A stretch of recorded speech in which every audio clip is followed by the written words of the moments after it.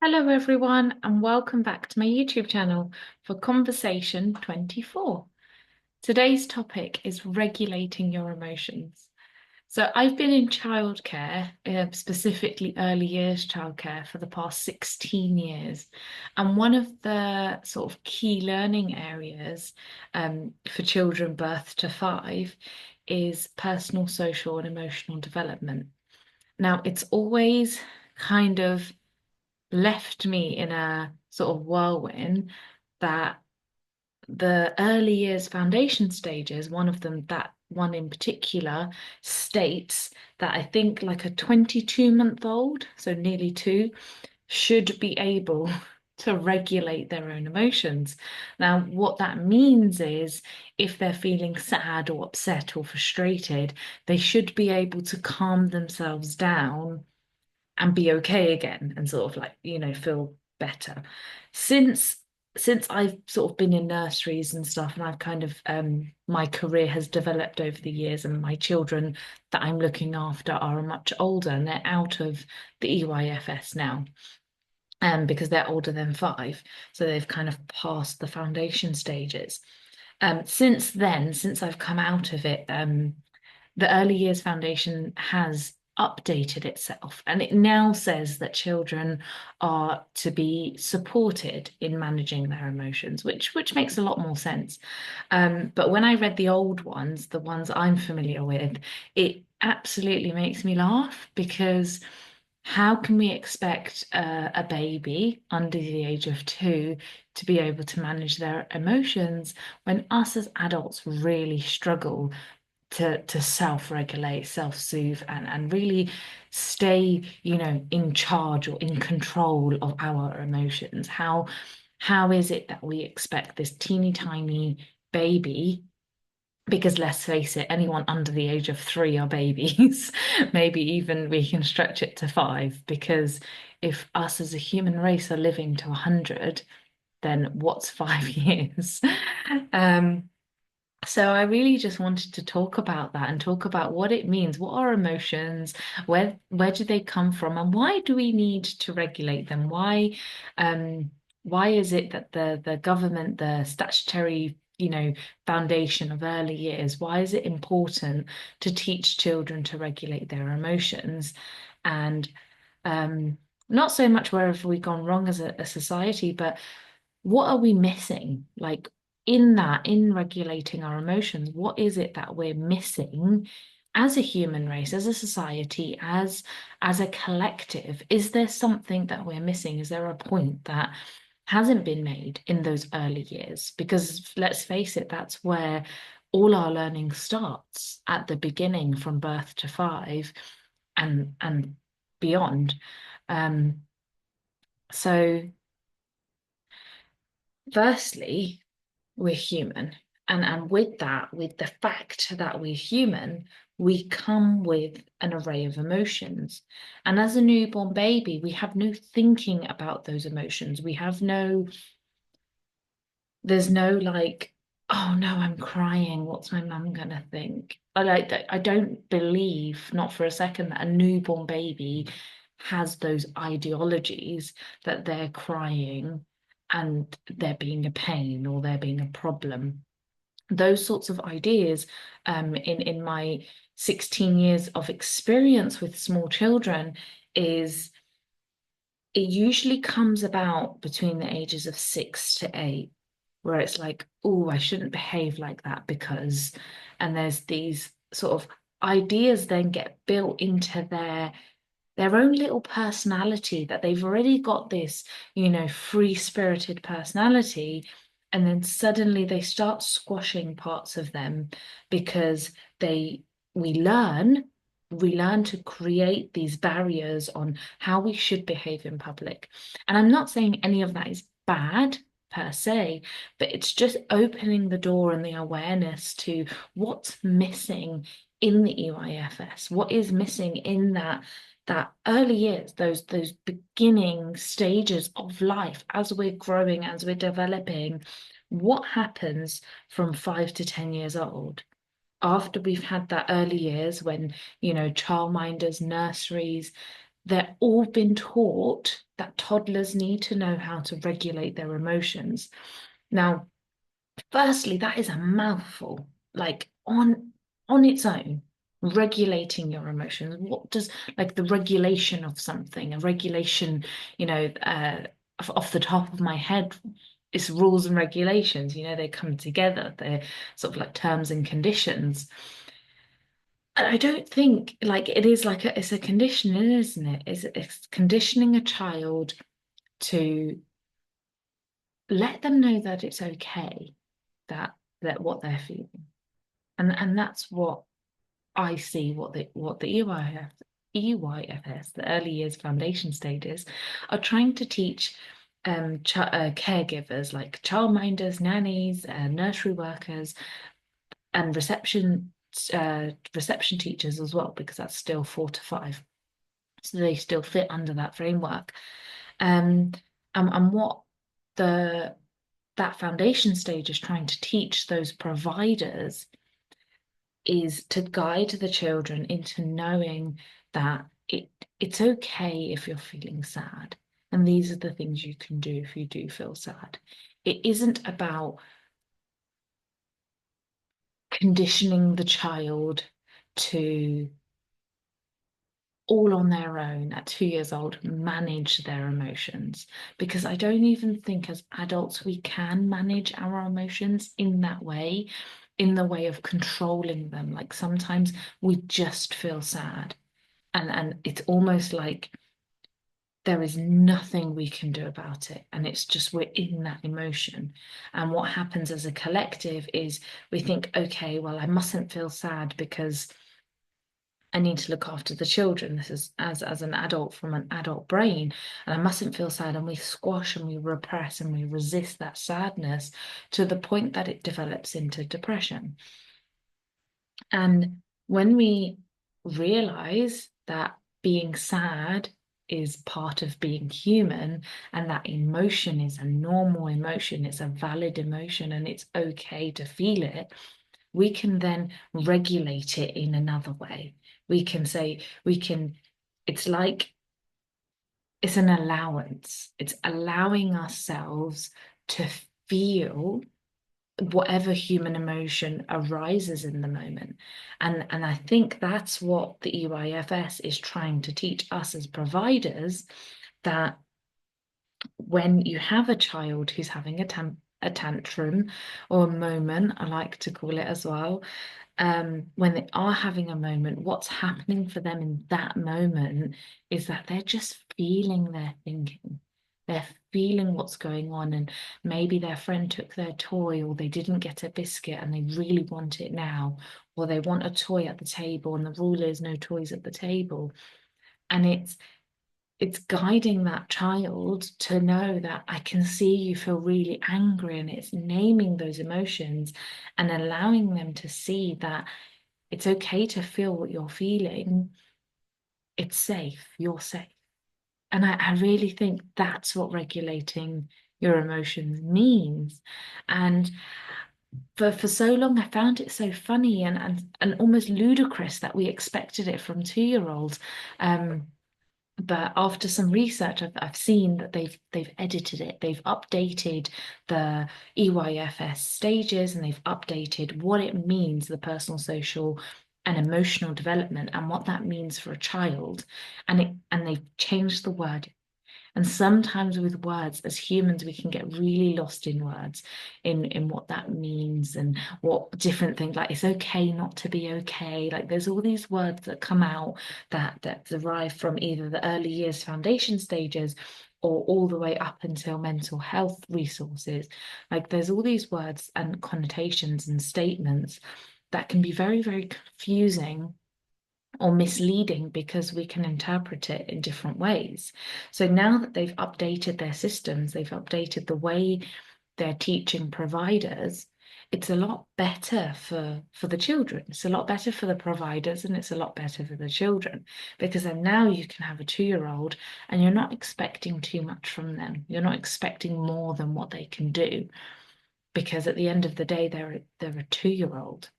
And then us as adults, we can then give ourselves more gentleness and more calmness. That when our emotions aren't regulated, when our emotions are a bit out of sync and a bit out of whack, and we're a bit emotional, whether that be overwhelmed with love and joy or overwhelmed with sadness and despair, it doesn't matter where you are in the spectrum of your emotions.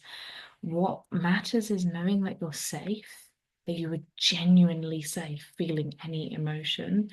And it's finding your way of regulating them. And regulating them doesn't mean controlling them. And it's like holding a cork down. Trying to control your emotions is like trying to hold a cork underwater.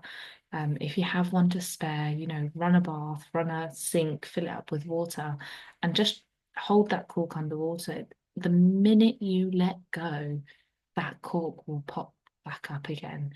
And it's the same with our emotions, whether we're 2 or we're 32, it really doesn't matter. When there's an emotion arising, whether it's anger, sadness, frustration, insecurity, fear, happiness, joy, love, whatever the emotion is arising in us, when we learn to regulate it, when we learn that the regulation of our emotions is acceptance, it's almost rather than regulating emotions or managing emotions, I feel like a better word would be accepting emotions. It's teaching our children and teaching ourselves to accept the emotions that are coming. It's okay to feel pissed off. And trust me, 2-year-olds get pissed off. They do. And as adults, we might think what they're getting annoyed at is pointless and silly and frivolous, but it's the same as the things that we get annoyed at when we're 15 and when we're 30 and when we're 40 and when we're 60. They're all the same. The importance of that, the importance of what we're feeling is the same. Because fundamentally, we're not getting annoyed at the circumstance because we cannot. We cannot get annoyed at circumstances, at the outside things. Anything that's outside of us cannot cause us to feel something. The rain or the no biscuit policy can't go into your brain and make you feel annoyed. It simply cannot do that. What's happening is we have this amazing psychological system that a thought pops into our head and creates a story, creates a belief system. If this happens, if fill in the blank happens, I will feel sad or happy or this or that. And so if the opposite happens, you'll feel the opposite way. For example, if it rains, I will feel annoyed. And then every time it rains, you feel annoyed and it looks like it's the rain causing the annoyance. But fundamentally, there was that story that got built, that belief that got put into your system innocently and accidentally. If we go back to that newborn crying for milk, that newborn doesn't care. That newborn is just perfectly them, and they're crying and they're screaming and they're waiting for that milk. And then when they get it, they're, okay, cool, you heard me now. And then they're fine again.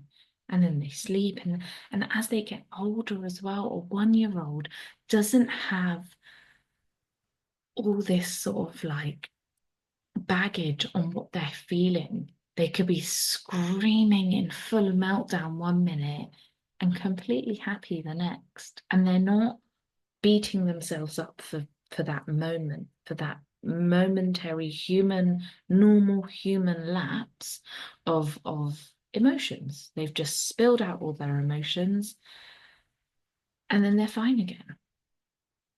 And if we just take a leaf out of a 1-year-old's book and realize that all of that is okay, and when we have our moments too as adults, especially when we're caring for little children, especially then, And what I've seen in my experience of being in childcare is that when you're honest and open with your emotions with your children, as much as you want to be or feel is valid for for their age, for their capacity to understand, but there are moments where I say to my work children, I don't feel great.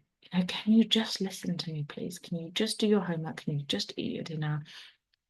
I really don't feel very well. And they look after me so well. And it shows that when we go down the path of least resistance, when we really just follow that, we follow our emotions, we follow our acceptance, that path, we can't really get it wrong. And that's what babies do, and toddlers and children. They say it how there is. They have no filters. They have no filters, no off switch, no, oh, I need to behave like this now. And yes, of course it's it's great to know, boundaries and rules, when to cross the road and how to behave in public. So you're a well-respected, you respect others, and you're a well-respected human being. And all of that, of course, all of that is important too. But there is something fundamental that is missed in the EYFS and is missed as a whole, that when a child is having tantrums or when an adult is having tantrums, there isn't a problem. It's just a moment of, it's a part of being human. It's a moment of being human. Nobody questions and nobody queries and worries about somebody being happy. Nobody does that. Nobody spends hours researching, why am I so happy? How did this happen to me? What caused this happiness? No, nobody Googles that. Why am I so happy? But the minute we start to feel sad, and we're sad for a day or two or three or a month or a year, and we're constantly reveling in that sadness, we begin to worry. And once we see that the sadness cannot swallow us whole, that the 2-year-old temper tantrums or the 30-year-old temper tantrums are okay within reason, that you're not harming yourself or others, and if there is that, if that is happening, there is help available. We have so much help, especially in the UK, where we have so much free help out there. We have the NHS and we have Samaritans, and we have so many things that can help you with accepting your emotions and regulating them. And I just feel, as a whole, as a society, as child carers, as parents, as nannies, as childminders, and as individuals, even without children in our lives, our own inner child, because we've all got that inner child that we could help. We could help that little boy or little girl regulate their emotions. We can help let them know that it's okay.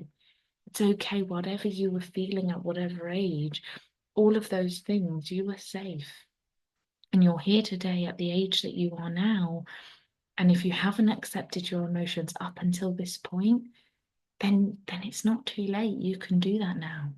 You can accept your emotions, and you can know that that underneath it all, everything you feel and experience is a part of being human. It's a part of this journey, this experience that we're on, that fundamentally at our core, we are spiritual beings having a human experience. And you cannot have a human experience without sadness.